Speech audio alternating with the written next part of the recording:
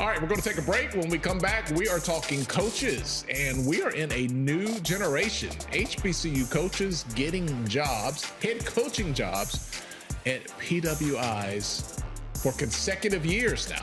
We'll talk about that and its impact when we return right here on HBCU Game Day. Simmons, HBCU Game Day. You mentioned the 30 games and also your 9 years being there. And that last third of your career, you probably have one of the best teams, we'll say, in HBCU basketball and the MEAC. Yeah, so sure. What's next for Coach Vickers?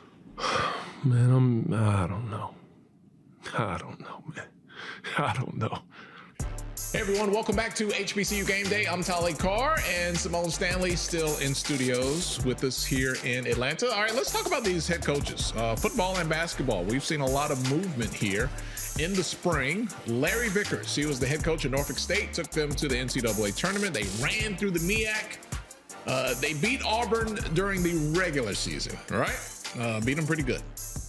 Lost to Maryland. He is now the head coach at Auburn. So when they put that thing on him, right, that was his interview. Right.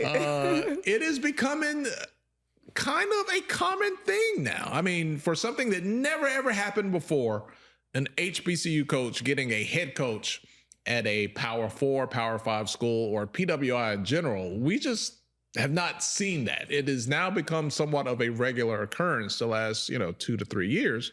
Larry Vickers getting the Auburn job. How big is that? I mean, that's huge.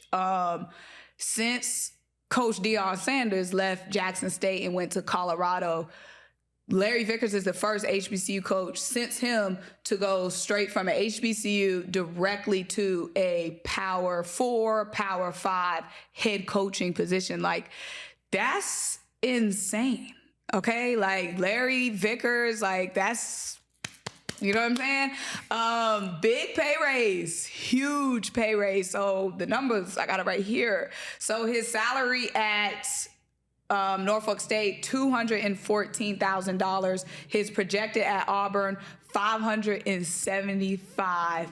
Let me do the math. That's more than doubling times 2. That's more than double the money. But it's just great to see that work pay off, because the hard work doesn't always pay off. We've seen great coaches on the HBCU level who have tremendous resumes who don't get the Power 4, Power 5 looks, not because they don't have the resume, they just don't get the looks. So it's great to finally see, somebody like Larry Vickers, all the work that he's put in, all the success that he's had in the MEAC and at Norfolk State get recognized, and for him to get that big leap, that big promotion, that big bonus that he deserves. So it's awesome to see that. I was kind of laughing on Twitter on Monday. Auburn posted he and his family, getting off the plane. They were heading in.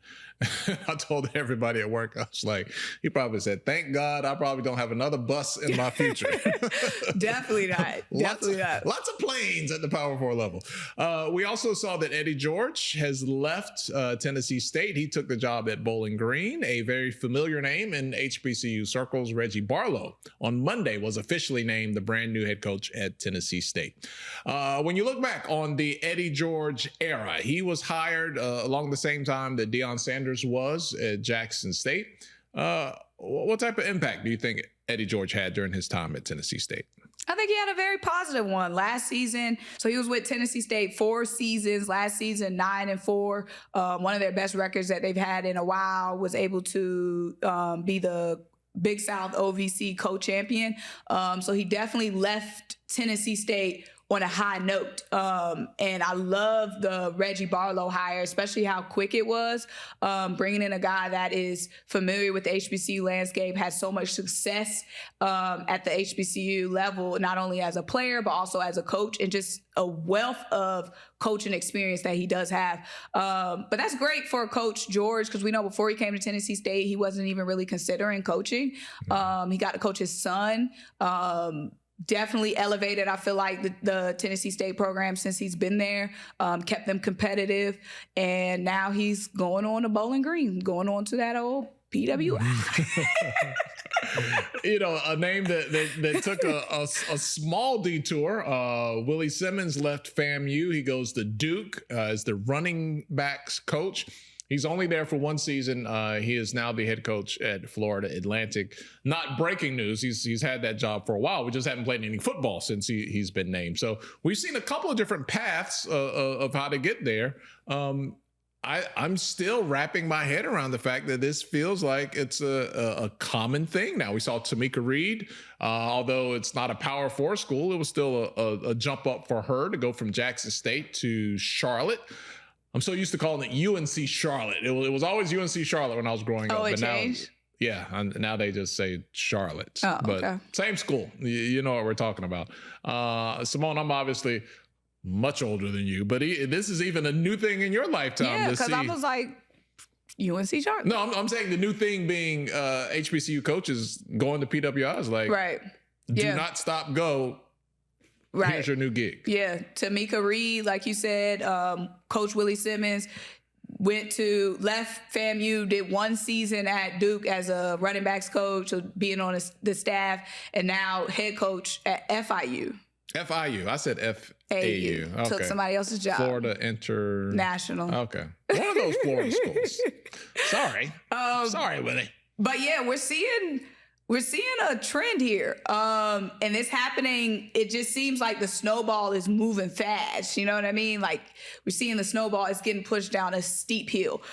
Because just this spring, it's been multiple hirings. So that's going to continue to elevate the HBCU platform, because now coaches know, hey, if I go to a HBCU and I have aspirations of going to a Power 5, Power 4 conference in the future, that's a legitimate path. You know what I mean? So that these coaches getting these hires across women's basketball, across football, that is going to elevate the HBCU coaching brand. So we're going to see some higher quality. We've already had very high quality coaches, you know what I'm saying? But quality can always go up. Well, one thing HBCUs have done as we kind of close out the show here, they've given coaches an opportunity, first-year coaches, Deshaun Jackson, Michael Vick, who will be at Norfolk State and Delaware State, respectively. And look, if those guys even have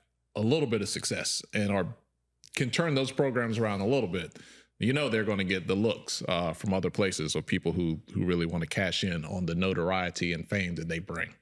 All right, I would just set this show on fire and ask the question, is Deion Sanders responsible for all this? But guess what? We're out of time. We can start that fire another day. Not the evil laugh, though. Maniacal laugh. It's an inside joke that we have here. All right, she's Simone Stanley. I'm Tali Carr. Thank you so much for hanging out with us here at HBCU Game Day. We'll see you next time around.